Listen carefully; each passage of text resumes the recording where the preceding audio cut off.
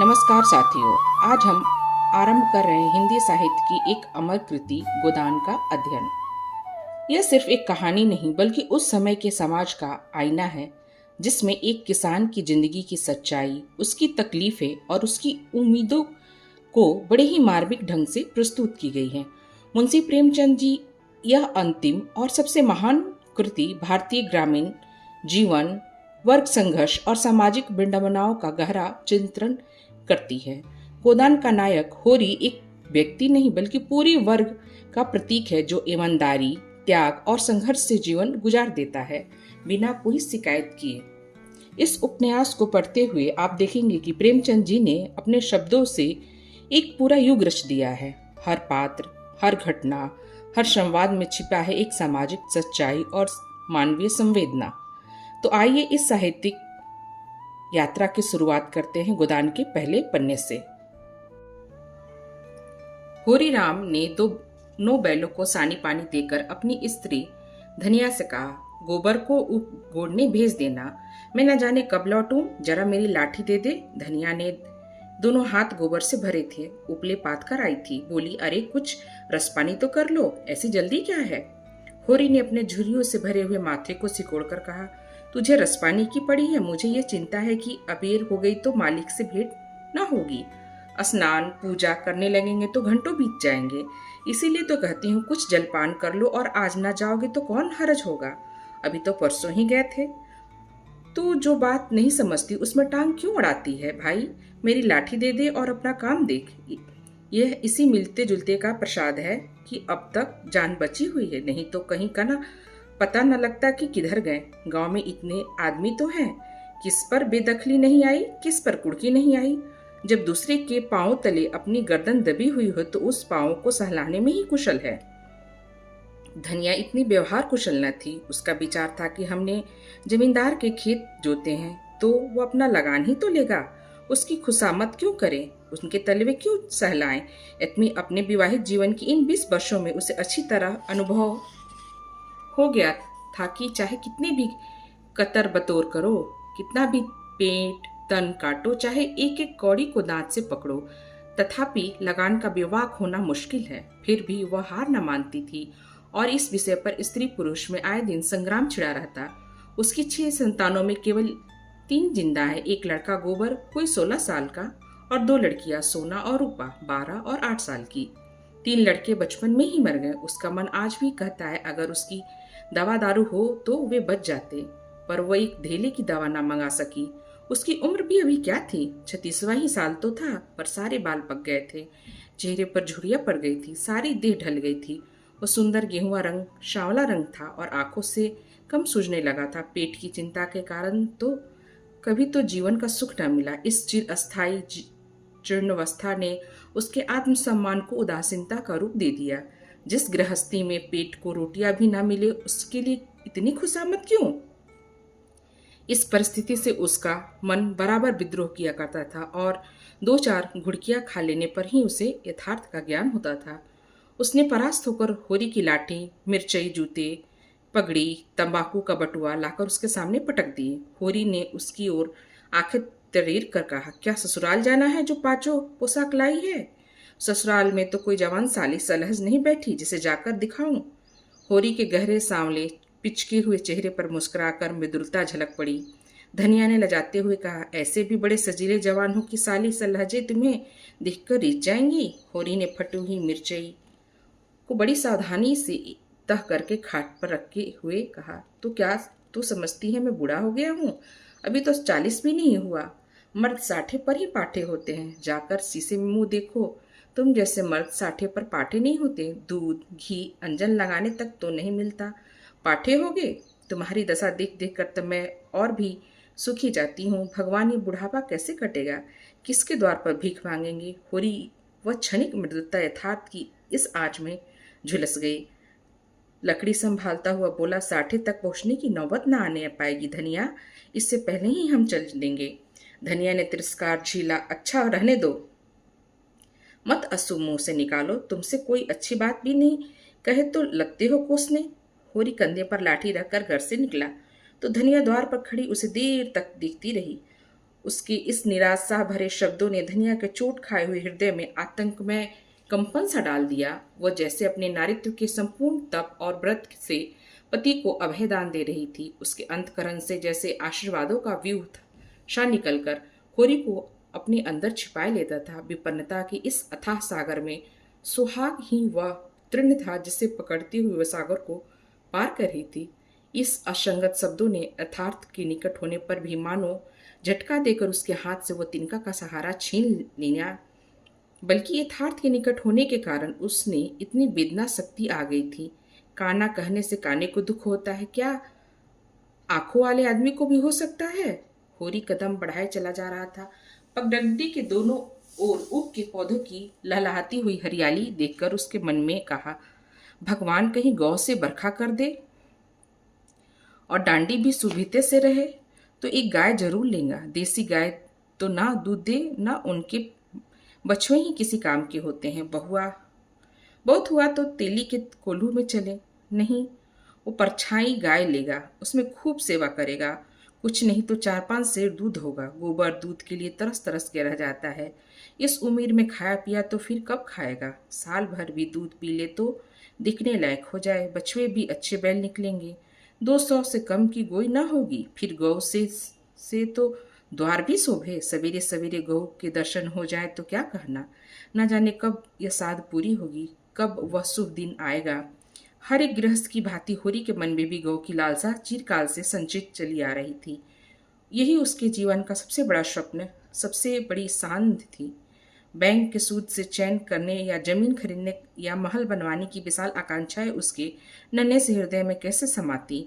जेठ का सूर्य आमों के झुरमुट से निकलकर आकाश पर छाई हुई लालिमा को अपने रजत प्रताप से तेज प्रदान करता हुआ ऊपर चढ़ रहा था और हवा में गर्मी आने लगी थी। दोनों ओर खेतों में काम करने वाले किसान उसे देखकर राम राम कहते और समान भाव से चिल्लम पीने का निमंत्रण देते, पर होरी को इतना अवकाश कहाँ था।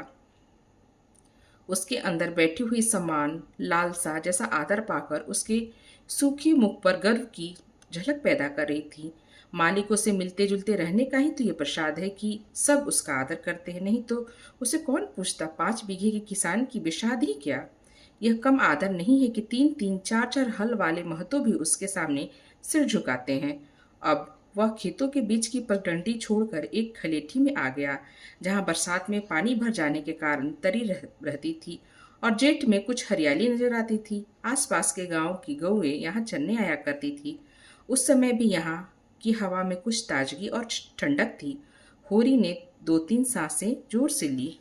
उसके जी, तुम तो ऐसे बातें करते हो होरी, जैसे तुम हम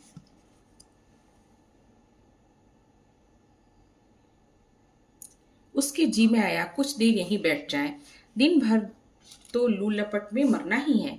कई किसान इस गड्ढे का पट्टा लिखाने को तैयार थे। अच्छी रकम देते थे, पर ईश्वर भला करे राय साहब का।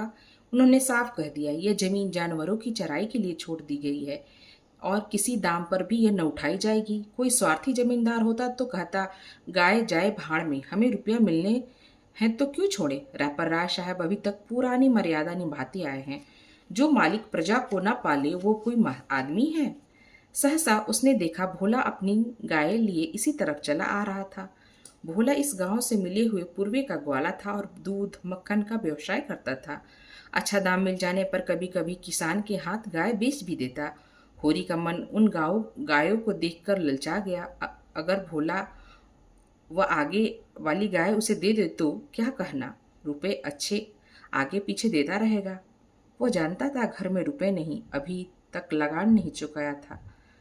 विशेषर मासाह का देना भी बाकी था, जिस पर आने वाले सूद चढ़ गया। लेकिन दरिद्रता में तो जो एक प्रकार का अदूरदर्शिता होती है, वह निर्लजता के तकाजे, गाली और मार से विभवित नहीं होती। उसने उसे प्रोत्साहित किया। वर्षों से भी जो साध मन में आंदोलित कर रही थी, उसे विचलित कर दिया। भोला के समीप जाकर बोला, राम राम भोला भाई, कहो क्या रंग ढंग है। सुना है अब की मेले में नई गाय लाए हो। भोला ने रुखाई से जवाब दिया। होरी के मन की बात उसने ताड़ ली थी। हाँ, 2 बच्चे और 2 गाय लाया। पहले वाली गाय सब सूख गई हैं। बंदी पर दूध न पहुंचने से गुजर कैसे हो। होरी ने आगे वाली गाय के पुट्ठे पर हाथ रखकर कहा, दुधार तो मालूम होती है, कितने में ली? भोला ने सान जमाई, अब की बाजार तेज रहा महतो, तो इसके 80 रुपए देने पड़ेंगे। आंखें निकल गई। 30 30 रुपए तो दोनों कलारों के लिए। 30 पर ग्राहक रुपए का 8 सेर दूध मांगता है। बड़ा भारी कलेजा है तुम लोगों का भाई, लेकिन फिर लाए भी तो वह माल कि यहाँ 10 5 गांव में तो किसी के पास न निकलेगी। भोला पर नशा चढ़ने लगा। बोला, राय साहब इसके 100 रुपए दे देते, दोनों कलोरों के 50 50 रुपए, लेकिन हमने न दिए। भगवान ने चाहा तो 100 100 रुपए इसी ब्यात में पीट लूंगा। इसमें क्या संदेह है भाई, मालिक क्या खा के लेंगे? नजराने में मिल जाए तो भले ही ले ले। ये तुम्ही लोग का गुर्दा है कि अंजलि भर रुपए तकदीर के भरोसे गिन देते हो। यही जी चाहता है कि इसके दर्शन करता रहूं। धन्य है तुम्हारा जीवन की गौओं की इतनी सेवा करते हो। हमें तो गाय का गोबर भी मैसर नहीं। गृहस्थ के घर में एक गाय भी ना हो तो कितनी लज्जा की बात है। साल के साल बीत जाते हैं, गोरस के दर्शन भी नहीं होते। घरवाली बार बार कहती है, भोला भैया से क्यों नहीं कहते? मैं कह देता हूँ, कभी मिलेंगे तो कहूँगा। तुम्हारी सुझाव से बड़ी प्रसन्न रहती है। कहती है, ऐसा मर्द ही नहीं देखा कि जब बातें करेंगे नीची आंखें करके कभी सिर नहीं उठाते। भोला पर तो नशा चढ़ गया था। उसे इस भरपूर प्याले ने और गहरा कर दिया। बोला, आदमी वही जो दूसरी की बहू बेटी को अपनी बहू बेटी समझे, जो दुष्ट किसी की महरिया की ओर ताकि उसे गोली मार देना चाहिए। ये तुमने लाख रुपए की बात कह दी भाई। बस सज्जन वही जो दूसरे की आबरी समझे। जिस तरह मर्द के मर जाने से औरत अनाथ हो जाती है, उस तरह ही औरत के मर जाने से मर्द के हाथ पांव टूट जाते हैं। मेरा तो घर ही उजड़ गया महतो, कोई एक लोटा पानी देने वाला भी नहीं। गत वर्ष भोला की स्त्री लू लग जाने से मर गई थी। वह होरी जानता है, लेकिन 50 वर्ष का खंगड़ भोला भीतर से इतना स्निग्ध वह न जानता था। स्त्री की लालसा उसकी आंखों में सजल हो गई थी। होरी को आसन मिल गया। उसने व्यवहारिक कृषक बुद्धि सजग हो गई। पुरानी मसल झूठी हो थोड़े है, बिन घरनी घर भूत का डेरा। कहीं सगाई क्यों नहीं ठीक कर लेते? ताक में हूं महतो, पर कोई जल्दी फंसता नहीं। 150 खर्च करने को भी तैयार हूं, जैसे भगवान की इच्छा। अब मैं भी फिराक में रहूंगा। भगवान चाहेंगे तो जल्दी घर बस जाएगा। बस यही समझ लो कि उबर जाओगा भैया। घर में खाने को भगवान का दिया सब बहुत है। 4 पसेरी रोज दूध हो जाता है, लेकिन किस काम का? मेरी ससुराल में एक महरिया है, 3 4 साल हुआ उसका आदमी उसे छोड़ कर करकलते चला गया। बेचारी पिसाई करके गुजारा कर रही है। बाल बच्चा भी कोई नहीं, देखने सुनने में अच्छी है, बस लक्ष्मी समझ लो। भोला का सुकड़ा हुआ चेहरा जैसे चिकना आ गया। आशा में कितनी सुधा है। बोला, अब तो तुम्हारा ही आसरा है महतो। छुट्टी हो तो चलो एक दिन देखा है, मैं ठीक ठाक करके तुम तब कहूँगा। बहुत उतावले करने से भी काम बिगड़ जाता है। जब तुम्हारी इच्छा हो तब चलो, उतावले काहे की? इस कबरी पर मन ललचाया हो तो ले लो। ये गाय मेरे मान की नहीं दादा, मैं तुमसे नुकसान नहीं पहुंचाना चाहता। अपना धर्म यह नहीं कि मित्रों का गला दबाए। जैसे इतने दिन बीत गए वैसे और भी दिन बीत जाएंगे। तुम तो ऐसी बातें करते हो रही जैसे तो हम तुम दो हैं। तुम गाय ले जाओ, दाम जो चाहे देना। जैसे मेरे घर रही वैसे तुम्हारे घर रही। 80 रुपए में ली थी, तुम 80 रुपए ही दे देना, जाओ। लेकिन मेरे पास नगद नहीं है दादा, समझ लो। तो तुमसे नगद मांगता है कौन भाई? होरी की छाती गज भर की हो गई। 80 रुपए में गाय महंगी न थी। ऐसा अच्छा डील डॉल, दोनों जून में 6 7 सेर दूध, सीधी ऐसी कि बच्चा भी दूध ले। इसका तो एक एक बाछा 100 100 का होगा। द्वार पर बंधेगी तो द्वार की शोभा बढ़ जाएगी। उसे अभी कोई 400 रुपए देने थे, लेकिन उधार को वो एक तरफ से मुफ्त समझता था। कहीं भोला की सगाई ठीक हो गई, 2 साल हो, वो बोलेगा भी नहीं। सगाई ना भी हुई तो होरी का क्या बिगड़ता है? यही तो होगा, भोला बार बार तगादा करने आएगा, बिगड़ेगा, गालियां देगा, लेकिन होरी इसकी ज्यादा शर्म न थी। इस व्यवहार का वो आदी था। कृषक के जीवन का यह तो प्रसाद है। भोला साथ वो छल कर रहा और एक व्यापार उसकी मर्यादा के अनुकूल न था। अब भी लेन देन में उसके लिए लिखा पढ़ी होने और ना होने में कोई अंतर न था। सूखे बूढ़े की विपदाएं उनके मन को भीरू बना रखती थीं। ईश्वर का रौद्र रूप सदैव उनके सामने रहता था, पर यह छल उसकी नीति में न था, यह केवल स्वार्थ सिद्धि ही थी, और ये कोई बुरी बात न थी। इस तरह का छल तो वो दिन रात करता रहता था। घर में 2-4 रुपए पड़े रहने पर भी महाजन के सामने कस्में खा जाता था कि एक पाई भी नहीं। सन को कुछ गीला कर देना और रुई में कुछ बिनौला भर देना उसकी नीति में जायज था, और यहाँ तो केवल स्वार्थ न था, थोड़ा सा मनोरंजन भी था। बूढ़ों का बुढ़भय हास्यास्पद वस्तु है, और ऐसे बूढ़े अगर कुछ ऐंठ भी लिया जाए तो कोई दोष पाप नहीं। भोला ने गाय की पगहिया होरी के हाथ में देते हुए कहा, ले जाओ महतो, तुम क्या याद करोगे, ब्याते ही 6 सेर दूध लेना। चलो मैं तुम्हें घर तक पहुंचा दूं, शायद तुम्हें अनजान समझ के रास्ते में कुछ दिख करे।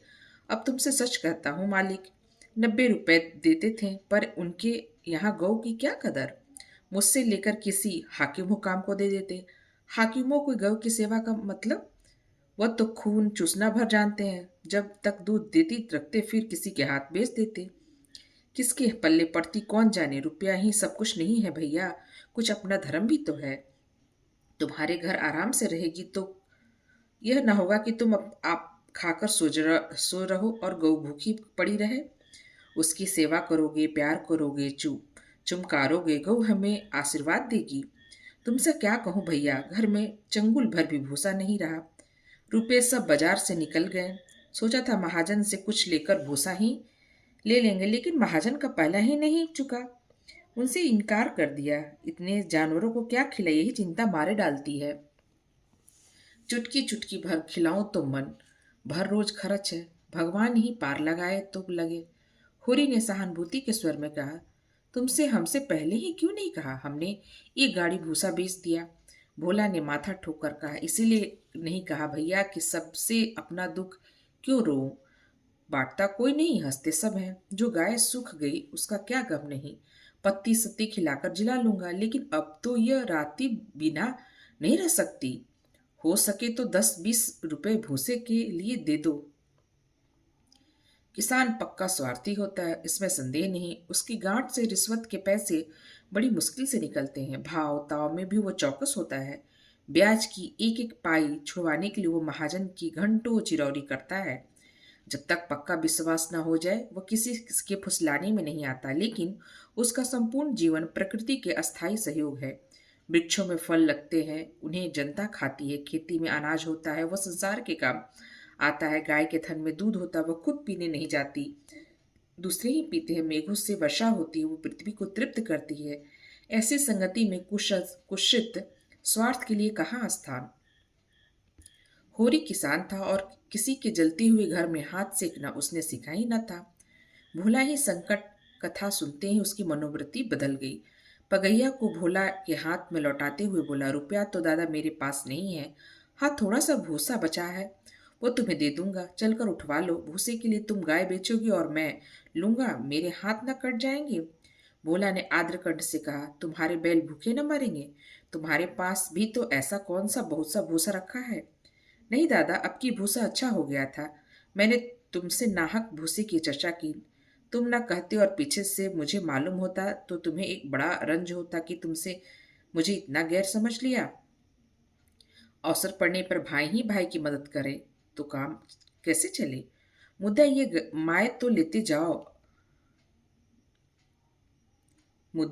गाय तो लेते जाओ। अभी नहीं दादा, फिर से लूंगा, तो भूसे के दाम दूध में कटवा लेना। होरी ने दुखित स्वर में कहा, दाम कौड़ी की इसमें कौन सा बात दादा, मैं 1-2 जून तुम्हारे घर खा लूँ या तुम मुझसे दाम मांगोगे, लेकिन तुम्हारे बैल भूखे मरेंगे कि नहीं।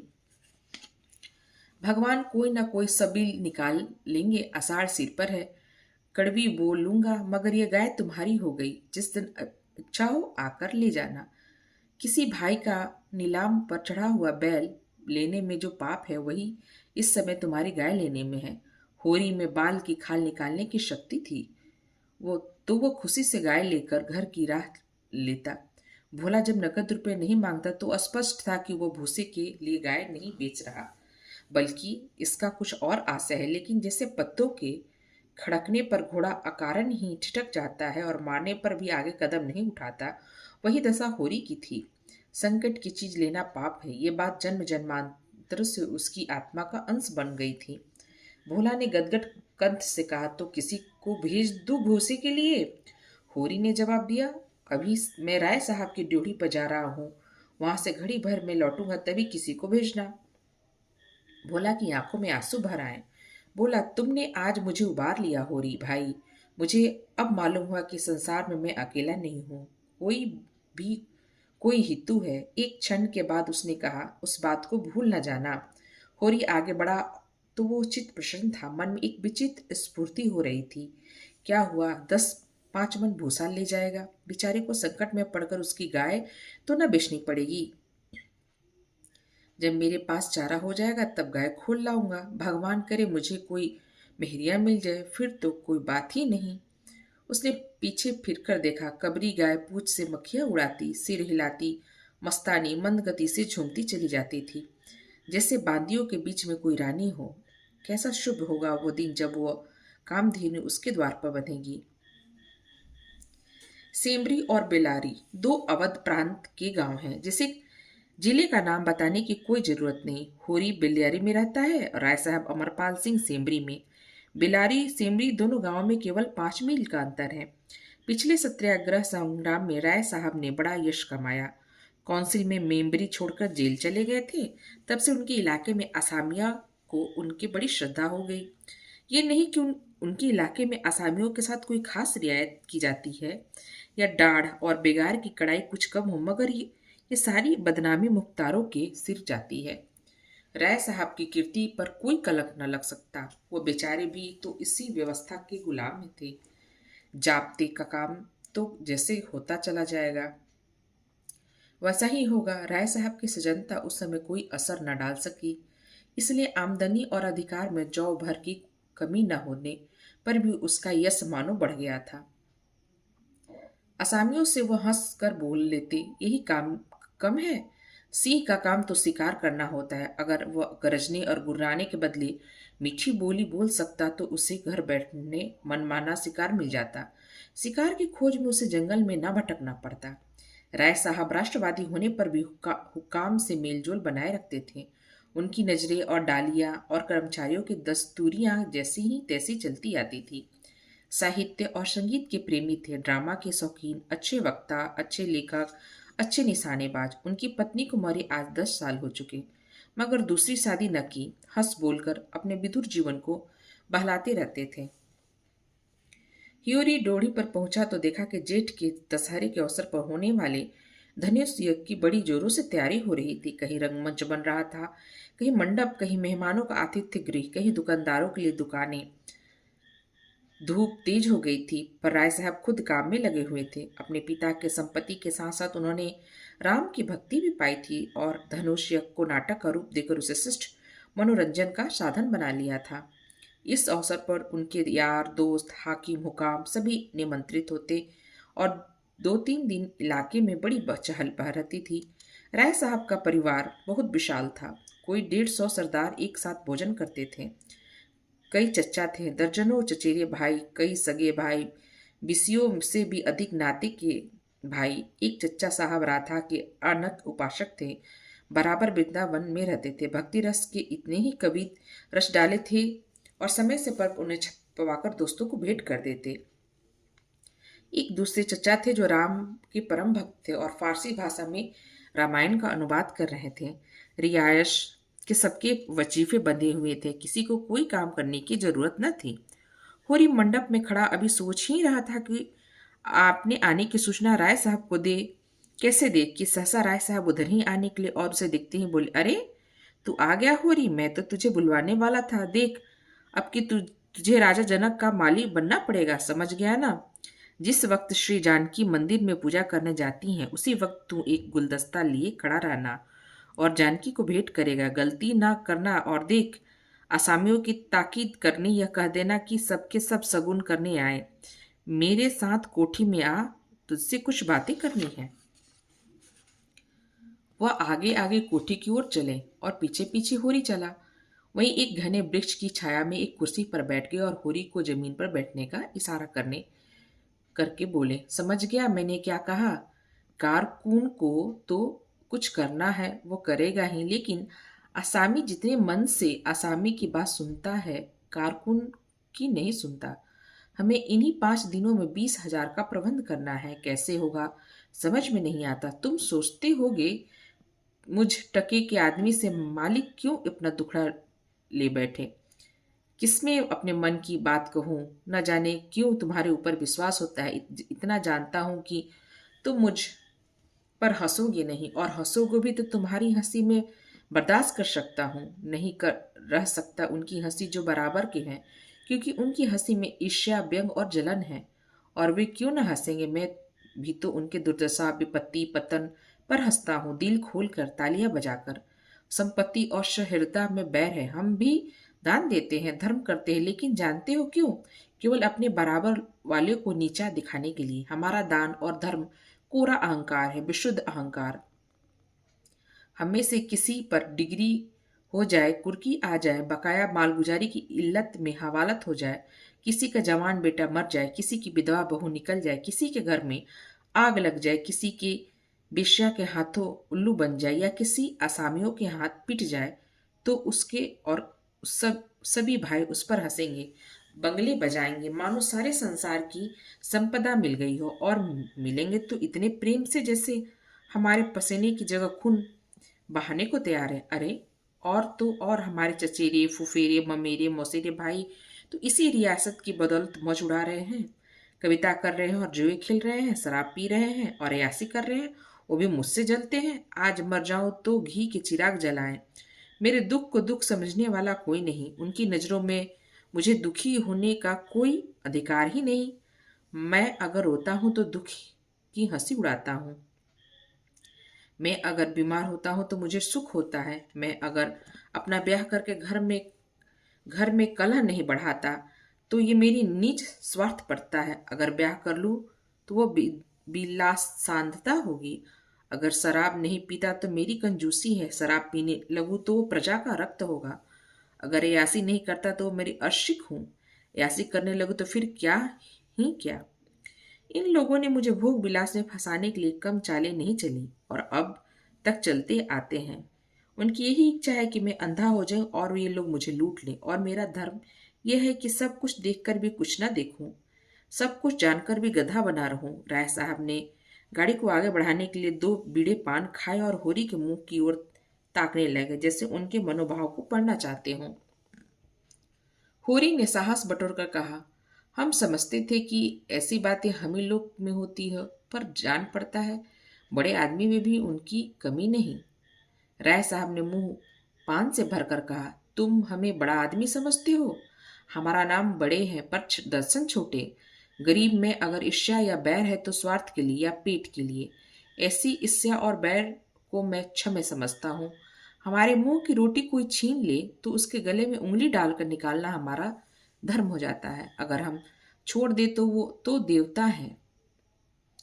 बड़े आदमियों की ईर्ष्या और बैर केवल आनंद के लिए है। हम इतने बड़े आदमी हो गए हैं कि हमें निष्ठा, कुटिलता में निस्वार्थ और परम आनंद मिलता है। हम देवतापन के उस दर्जे पर पहुंच गए हैं जब हमें दूसरे के रोने पर हंसी आती है। इसे तुम छोटी साधना मत समझना। जब इतना बड़ा कुटुंब है तो कोई ना कोई तो हमेशा बीमार रहेगा ही। और बड़े आदमी के रोग भी बड़े होते हैं। वो बड़ा आदमी ही क्या, जिसे कोई छोटा रोग हो, मामूली ज्वर भी आ जाए तो हमें सरसाम की दवा दी जाती है। मामूली फुंसी भी निकल आए तो वो जहर बाद बन जाती है। अब छोटे सर्जन और मझौले सर्जन और बड़े सर्जन तार से बुलाए जा रहे हैं। मसीहुल को जानने मशीहुल्क मुल्क को लाने के लिए दिल्ली आदमी भेजा जा रहा है।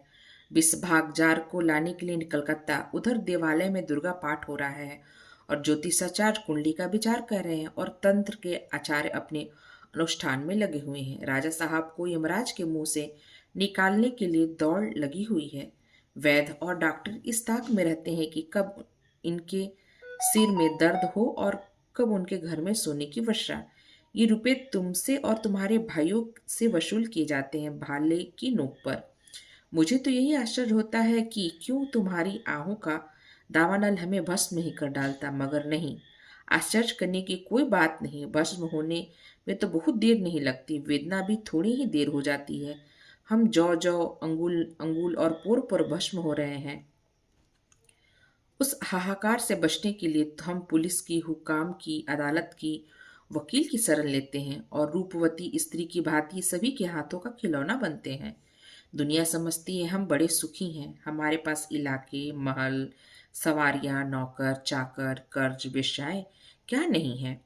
लेकिन जिसकी आत्मा में बल नहीं, अभिमान नहीं और चाहे कुछ हो, आदमी नहीं है, जिसे दुश्मन के भय के मारे रात को नींद ना आती हो, जिसके दुख पर सब हंसे और रोने वाला कोई ना हो, जिसकी चोटी दूसरे के पैरों के नीचे दबी हो, जो भोग विलास के नशे में अपने को बिल्कुल भूल गया हो, जो हुक्काम के तलवे चाटता हो और अपने अधीनों का खून चूसता हो, मैं उसे सुखी नहीं कहता।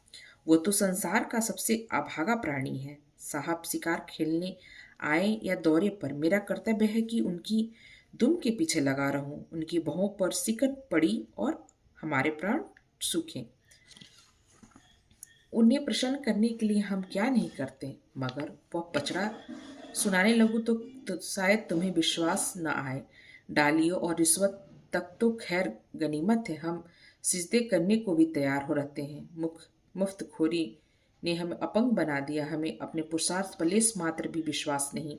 केवल अफसरों के सामने दुम हिला हिला कर किसी तरह अपने कृपा पात्र बने रहना, उनकी सहायता से अपनी प्रजा पर आतंक जमाना ही हमारा उद्यम है।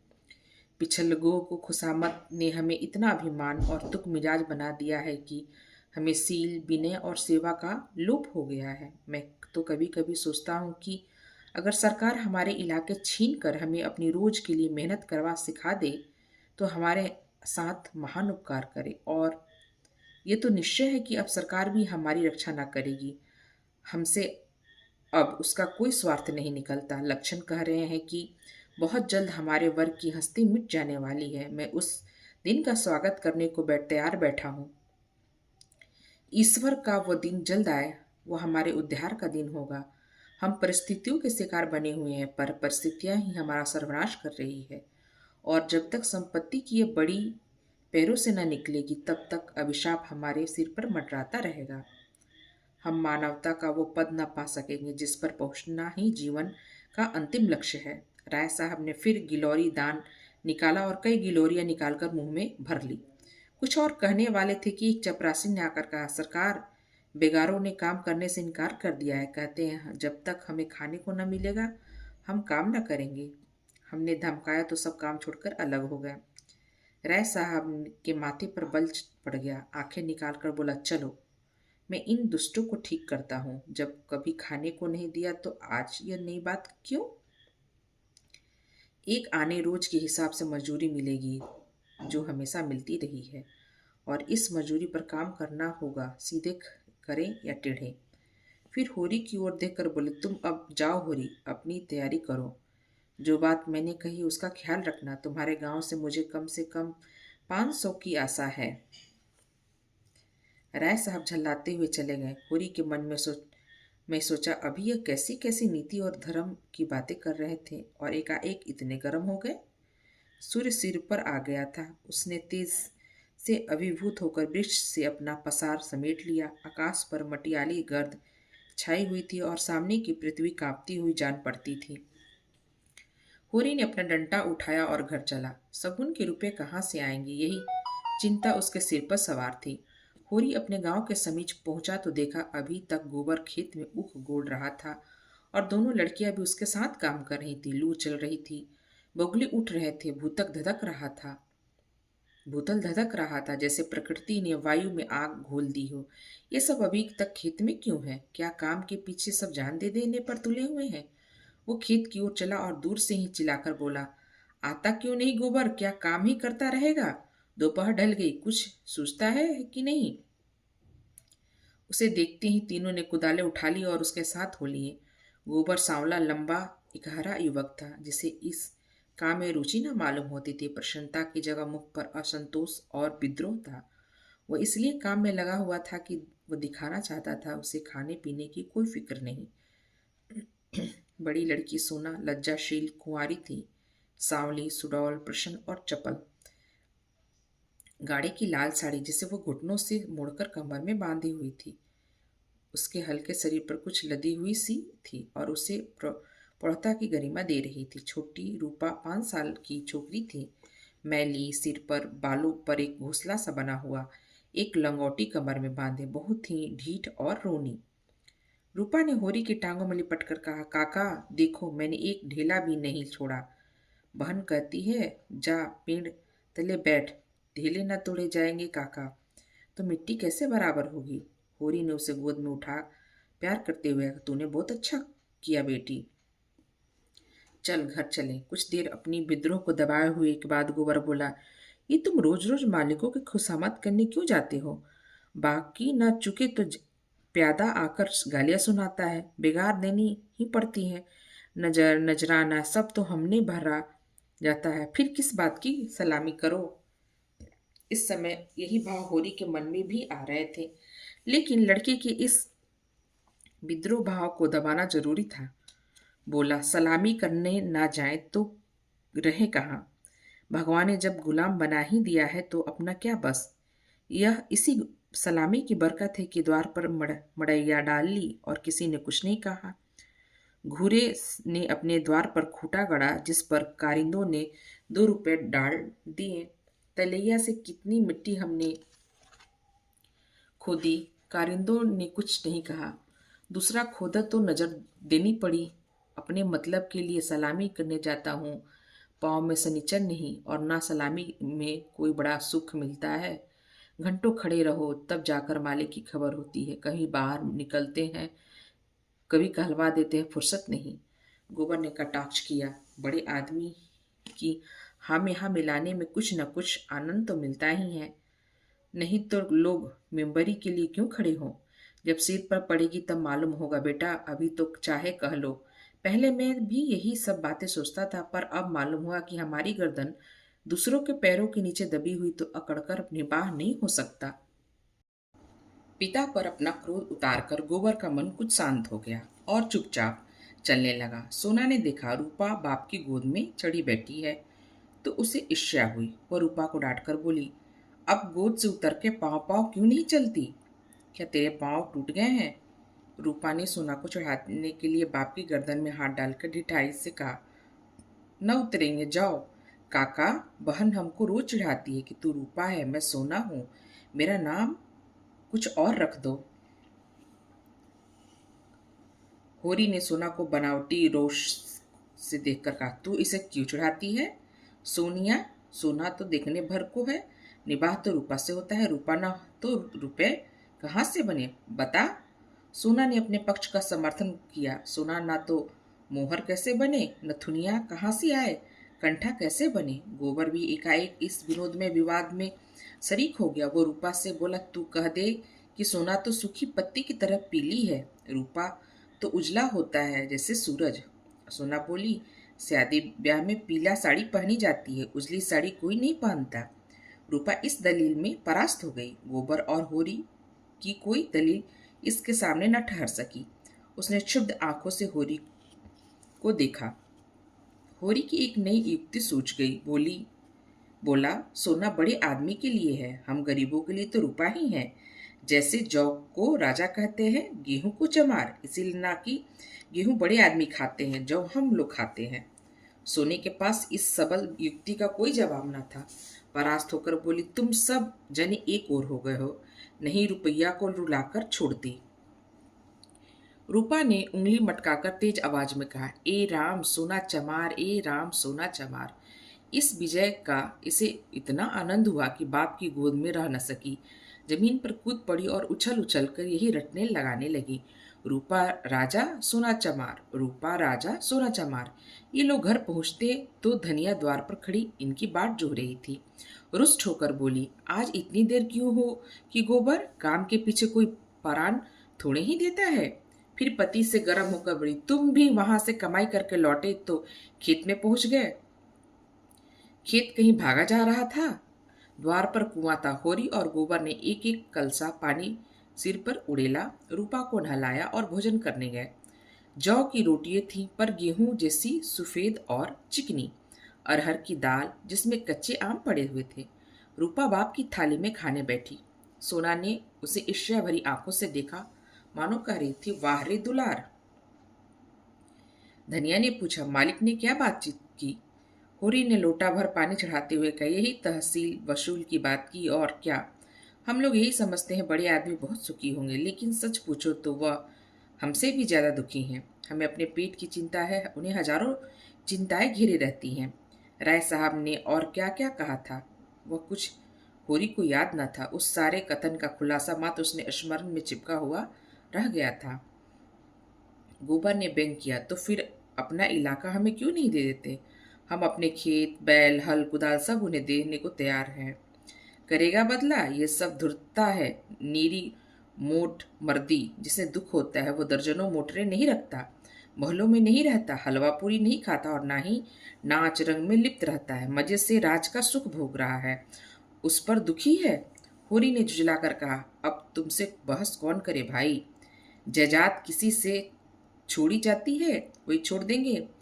हरमी को खेती से क्या मिलता? एक आन नफरी की मंजूरी भी तो नहीं मिल पड़ती। जो 10 रुपए महीने का भी नौकर है वो भी उससे अच्छा खाता पहनता है। लेकिन खेतों को छोड़ो तो नहीं जाता। खेती छोड़ दे तो और क्या करे? नौकरी नहीं मिलती, फिर मर्जाद भी तो पालना ही पड़ता है। खेती में तो मर्जाद है, वो नौकरी में तो नहीं। इसी तरह जमींदारों का हाल समझ लो, उनकी जान को भी सैकड़ों रोग लगे हैं। हाकिमों को रसद पहुंचाओ, उनकी सलामी करो, अमलों को खुश रखो, तारीख पर मालगुजारी न चुका तो हवालात को जाओ। कुड़की आ जाए, हमें तो कोई हवालात नहीं ले जाता। हमें 2-4 गलियां घुड़कियां ही तो मिलकर रह जाती हैं। गोबर ने प्रतिवाद किया, ये सब कहने की बात है। हम लोग दाने दाने को मोहताज हैं। देह पर साबित कपड़ा नहीं, चोटी पर पसीना एड़ी तक आता है, तब भी गुजर नहीं होता। उन्हें क्या, मजे से गद्दी मसनद लगाए बैठे हैं। सैकड़ों नौकर चाकर हैं, हजारों आदमियों पर हुकूमत है। रुपए ना जमा होते हों, पर सुख तो सभी तरह का भोगते हैं। धन लेकर आदमी और क्या करता है? तुम्हारी समझ में हम और वह बराबर है। भगवान ने तो सबको बराबर ही बनाया है, यह बात नहीं है बेटा।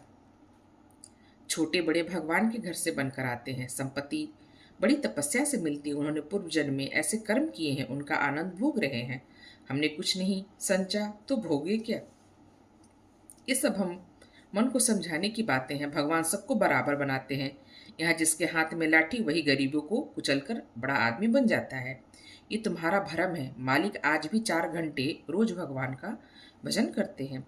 किसके बल पर यह भजन भाव और दान धर्म होता है? अपने बल पर नहीं, किसानों के बल पर और मजदूरों के बल पर। ये पाप का धन पचे कैसे? इसीलिए दान धर्म करना पड़ता है। भगवान का भजन भी इसलिए होता है। भूखे नंगे रहकर भगवान का भजन करे तो हम भी देखें। हमें कोई दोनों जून खाने को दे तो हम 8 पहर भगवान का जाप ही करते रहे। एक दिन खेत से ऊख गोड़ना पड़े तो सारी भक्ति भूल जाए। होरी ने हार कर कहा, अब तुम्हारे मुंह कौन लगे भाई, तुम तो भगवान की लीला में भी टांग अड़ाते हो। तीसरे पहर गोबर कुदाल लेकर चला तो होरी ने कहा, जरा ठहर जाओ बेटा, हम भी चलते हैं। तब तक थोड़ा सा भूसा निकाल कर रख दो, मैंने भोला को देने को कहा। बेचारा आजकल बहुत तंग है। गोबर ने पिता को अवज्ञा भरी आंखों से देखकर कहा, हमारे पास बेचने को भूसा नहीं। बेचता नहीं हूँ भाई, यूं ही दे रहा हूँ। वो संकट में है, उसकी मदद तो करनी ही पड़ेगी। हमें तो उन्होंने कभी एक गाय नहीं दे दी। दे तो रहा है पर हमने ली नहीं। धनिया मटक कर बोली, गाय नहीं? वो दे रहा था, इन्हें गाय देगा? आंख में अंजन लगाने को कभी चुल्लू भर दूध नहीं दिया, गाय देगा? होरी ने कसम खाई, नहीं जवानी कसम, अपनी परछाई गाय हमें दे रहा था। हाथ तंग है, भूसा चारा नहीं रख सके, अब एक गाय बेचकर भूसा लेना चाहते हैं। मैंने सोचा संकट में पड़े आदमी की गाय क्या लूंगा, थोड़ा सा भूसा दे देता हूँ, कुछ रुपए हाथ आ जाएंगे तो गाय ले लूंगा, थोड़ा थोड़ा करके चुका दूंगा। 80 रुपए की है, मगर ऐसा कि आदमी दिखता रहे। गोबर ने आड़े हाथों लिया, तुम्हारा यही धर्म धर्मात्मापन तो हम तुम्हारी दुर्गति कर रहा है। साफ साफ तो बात है, 80 रुपए की गाय, हमने 20 रुपए का भूसा ले लो और गाय हमें दे दो। 60 रुपए रह जाएंगे, वो हम धीरे धीरे दे देंगे। होरी रहस्यमय ढंग से मुस्कुराया। मैंने ऐसी चाल सोची है, गाय सेत में हाथ आ जाए, कहीं भोला की सगाई ठीक करनी है, बस 2-4 मन भूसा तो खाली अपना रंग जमाने को देता हूँ। गोबर ने तिरस्कार किया। तो तुम अब सगाई ठीक करते फिरोगे? धनिया ने तीखी आंखों से देखा। अब यही उधम तो रह गया है, नहीं देना है तो हमें भूसा किसी को। यहाँ भोला भाली किसी का कर्ज नहीं खाया। होरी ने अपनी सफाई दी। अगर मेरे जतन से किसी का घर बस जाए तो इसमें कौन सी बुराई। गोबर ने चिल्लम उठाई और आग लेने चला गया। उसे उस झमेले में बिल्कुल नहीं भाता। धनिया ने सिर हिलाकर कहा, तो उनका घर बसाएगा? वो 80 रुपए की गाय लेकर चुप ना होगा, एक थैली गिनवाएगा। होरी ने पुचारा दिया। यह मैं जानता हूँ, लेकिन उसकी भलमनसी को भी तो देखो। मुझसे जब मिलता है तेरा बखान ही करता है। ऐसी लक्ष्मी, ऐसी सलीकेदार है। धनिया का मुख पर स्तिग्धता झलक पड़ी। मन मन भाए मुड़िया हिलाए वाले भाव से बोली, मैं उनके बखान की भूखी नहीं, अपना बखान धरे रहे। होरी ने स्नेह भरी मुस्कान के साथ धनिया की ओर देखकर कहा, मैंने तो कह दिया भैया, वो नाक पर मक्खी भी नहीं बैठने देती, गालियों से बात करती है, लेकिन वह यही कहे जाए कि वो औरत नहीं लक्ष्मी है। बात यह है कि उसकी घरवाली जबान की बड़ी तेज थी। बेचारा उसके डर से मारे भागे भागे फिरता था। कहता था, जिस दिन तुम्हारी घरवाली का मुंह सवेरे देख लेता हूँ उस दिन कुछ न कुछ जरूर हाथ लगता है। मैंने कहा, तुम्हारे हाथ लगता होगा, यहाँ तो रोज देखते हैं, कभी पैसे से भेंट नहीं होती। तुम्हारे भाग ही खोटे हैं, मैं क्या करूं। लगा अपनी घरवाली की बुराई करने। भिखारी को भीख तक नहीं देती, झाड़ू लेकर दौड़ती है मारने को। लालची ऐसी कि नमक तक दूसरे के घर से मांग कर लाती है। मरने पर किसी की क्या बुराई करूं, मुझे देखकर जल उठती थी। भोला बड़ा गमखोर था, उसके साथ निबाह कर लिया। कोई दूसरा होता तो जहर खाकर मर जाता। मुझसे 10 साल बड़े होंगे भोला, पर राम राम पहले ही करते हैं। तो क्या कहते हैं थे कि जिस दिन तुम्हारी घरवाली का मुंह देख लेता हूं तो क्या होता है, उस दिन भगवान कहीं ना कहीं कुछ भेज देते हैं। बहुएं भी तो उसकी वैसे ही चटोरी नाई। अब की सबों ने 2 रुपए से खरबूजे उधार कर डाले। उधार मिल जाए तो फिर उन्हें चिंता नहीं होती कि देना भी पड़ेगा या नहीं। अरे भोला, रोते काहे हो? गोबर आकर बोला। भोला दादा आ पहुंचे, 2 मन भूसा उन्हें दे दो, फिर उनकी सगाई ढूंढने निकलो। धनिया ने समझाया, आदमी द्वार पर बैठा है, उसके लिए खाट बाट तो डाल दो। ऊपर से लगे भुनभुनाने, कुछ तो भलमनसी सीखो, कलसा ले आओ, पानी भर कर रख दो, हाथ मुंह धोए, कुछ रस पानी पिला दो। मुसीबत में भी आदमी दूसरे के सामने हाथ फैलाता है। होरी बोला, रस वश का काम नहीं, कोई पाहुने हैं? धनिया बिगड़ी। पाहुने और कैसे रोते हैं, रोज रोज तो तुम्हारे द्वार पर नहीं आते, इतनी दूर से धूप घाम में आए हैं, प्यास लगी ही होगी। रुपया देख, डब्बे में तंबाकू है कि नहीं, गोबर के मारे काहे को बची होगी। दौड़कर 1 पैसे की तंबाकू सहुआइन की दुकान से लिया। भोला की आज इतनी खातिर हुई और कभी ना हुई होगी। गोबर ने खाट डाल दी, सोना रस घोल लाई, रूपा तंबाकू भर लाई। धनिया द्वार पर किवाड़ की ओर से खड़ी अपने कामनों से अपना बखान सुनने के लिए अधीर हो गई थी। भोला ने चिल्लम अपने हाथ में लेते हुए कहा, अच्छी घरनी घर में आ गए तो समझ लो लक्ष्मी आ गई। वही जानती है छोटे बड़े का आदर सत्कार कैसे करना चाहिए। धनिया के हृदय में उल्लास कंपन हो रहा था। चिंता, निराश और अभाव से आहत आत्मा इन शब्दों में एक कोमल शीतल स्पर्श का अनुभव कर रही थी। होरी जब भोला का खांचा उठाकर भूसा लाने अंदर चला तो धनिया भी उसके पीछे पीछे चली। होरी ने कहा, जाने कहाँ से इतना बड़ा खांचा मिल गया, किसी भड़ भूजे से मांग लिया होगा, मन भर से कम ना भरेगा, 2 खांचे भी दिए तो 2 मन निकल जाएगा। धनिया फूली हुई थी, मलामत की आंखों से देखती हुई बोली, या तो किसी को न्योता ना दो और 2 तो भरपेट खिलाओ। तुम्हारे पास फूल पत्र लेने थोड़े ही आए होंगे, चंगेरी लेकर आ चलते। देते ही हो तो 2-3 खांचे दे दो। भला आदमी लड़कों को क्यों नहीं लाया, अकेले कहाँ तक ढोएगा, जान निकल जाएगी। 3 खांचे तो मेरे दिए न दिए जाएंगे, तब क्या एक खांचा देकर लौटाओगे? गोबर से कह दो अपना खांचा भरकर उनके साथ चला जाए। गोबर ऊख गोड़ने जा रहा है, एक दिन न गोड़ेगा तो ऊख सूख न जाएगी। यह तो उसका काम था कि किसी को अपने साथ ले लेता। भगवान दिए दो दो बेटे हैं, न होंगे घर पर, दूध लेकर बाजार गए होंगे। ये तो अच्छी दिल लगी है कि अपना माल भी दो और उसे घर तक पहुंचा दो। लाद दे लदा दे, लादने वाला साथ कर दे। अच्छा भाई कोई मत जाओ, मैं पहुंचा दूंगी। बड़ों की सेवा करने में लाज नहीं। और 3 खांचे उन्हें दे दूं तो अपने बैल क्या खाएंगे। यह सब तो न्योता देने से पहले ही सोच लेना था। न हो कि तुम गोबर दोनों जने चले जाओ। मुरौत मुरौत की तरह की जाती है, अपना घर उठाकर नहीं दिया जाता। अभी जमींदार का प्यादा आ जाए तो अपने सिर का भूसा लाद कर पहुंचाओगे तुम, तुम्हारा लड़का लड़की सब। और वहां साइत मन 2 मन लकड़ी भी फाड़नी पड़े। जमींदार की बात और है। हाँ, वो ठंडे के जोर से काम लेता है। वो जो डंडे के जोर से काम लेता है ना, उसे खेत नहीं जोतने। खेत जोतते हैं तो लगान नहीं देते। अच्छा भाई जान ना खा, हम दोनों चले जाएंगे। कहाँ से मैंने इसे भूसा देने के लिए कह दिया। या तो चलेगी नहीं, या चलेगी तो दौड़ने लगेगी। तीनों खांचों में भूसे भर दिए गए। गोबर कुढ़ रहा था। उसे अपने बाप के व्यवहार से जरा भी विश्वास न था। वो समझता था ये जहाँ जाते हैं वह कुछ न कुछ घर से खो आते हैं। धनिया प्रश्न थी। रहा होरी, वो धर्म और स्वार्थ के बीच में डूब उतरा रहा था। होरी और गोबर मिलकर एक खांचा बाहर लाए। भोला ने तुरंत अपने अंगोछे का बीड़ा बनाकर सिर पर रखते हुए कहा, मैं इसे रखकर अभी भागा आता हूँ, एक खांचा और लूंगा। होरी बोला, एक नहीं अभी 2 और भरे धरे हैं और तुम्हें ना आना पड़ेगा। मैं और गोबर एक एक खांचा लेकर तुम्हारे साथ ही चलते हैं। भोला स्तंभित हो गया। होरी उसे अपना भाई बल्कि उससे भी निकट जान पड़ा। उसे अपने भीतर ऐसी तृप्ति का अनुभव हुआ जिसने उसके संपूर्ण जीवन को हरा भरा कर दिया। तीनों भूसा लेकर चले तो राहों में बातें होने लगी। भोला ने पूछा, दशहरा आ रहा है, मालिकों के द्वार पर तो बड़ी धूमधाम होगी। हाँ, तंबू समियाना गड़ गया है।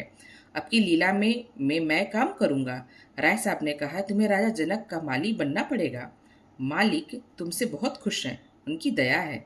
एक क्षण के बाद भोला ने फिर पूछा, सगुन करने के लिए रुपए का कुछ जुगाड़ कर लिया है। माली बन जाने से तो गला ना छूटेगा। होरी ने मुंह का पसीना पोंछकर कहा, उसी की चिंता तो मारे डालती है दादा। अनाज तो सब का सब खलियान में ही तुल गया। जमींदार ने अपना ले लिया, महाजन ने अपना ले लिया। मेरे लिए 5 सेर अनाज बच गया। ये भूसा तो मैंने रातों रात ढोकर छिपा दिया, नहीं तिनका भी न बचता। जमींदार तो एक ही नहीं, एक ही है, मगर महाजन 3-3 है। सहुआइन अलग, मंगरू अलग और दातादीन पंडित अलग। किसी का ब्याज भी पूरा न चुका। जमींदार ने आधे रुपए बाकी पड़ गए हैं। सहुआन से भी फिर रुपए उधार लिए तो काम चला। सब तरह किफायत करके देख लिया भैया, कुछ नहीं होता। हमारा जन्म इसलिए हुआ है कि अपना रक्त बहाएं और बड़ों का घर भरे। मूल का दुगना सूद भर चुका, पर मूल ज्यों का त्यों सिर पर सवार है। लोग कहते हैं खुशी गमी में, तीरथ बरत में हाथ बांधकर खर्च करो। मुद्दा रास्ता कोई नहीं दिखाता। राय साहब के बेटे ने के ब्याह में 30,000 लुटा दिए, उनसे कोई कुछ नहीं कहता। मंगूर ने अपने बाप के क्रियाक्रम में 5,000 लगाए, उससे भी कोई कुछ नहीं पूछता। वैसे ही मर्जाद तो सबकी है। भोला ने करुण भाव से कहा, बड़े आदमियों की बराबरी तुम कैसे कर सकते हो भाई? आदमी तो हम भी हैं। कौन कहता है कि हम तुम आदमी हैं? हमें आदमियत है कहाँ? आदमियत तो है जिसके पास धन है, अख्तियार है, इलम है। हम लोग तो बैल हैं और जुतने के लिए पैदा हुए हैं। उस पर एक दूसरे को देख नहीं सकता। एका का नाम नहीं। एक किसान दूसरे के खेत पर चढ़े तो कोई जागा कैसे करे? प्रेम तो संसार से उठ गया।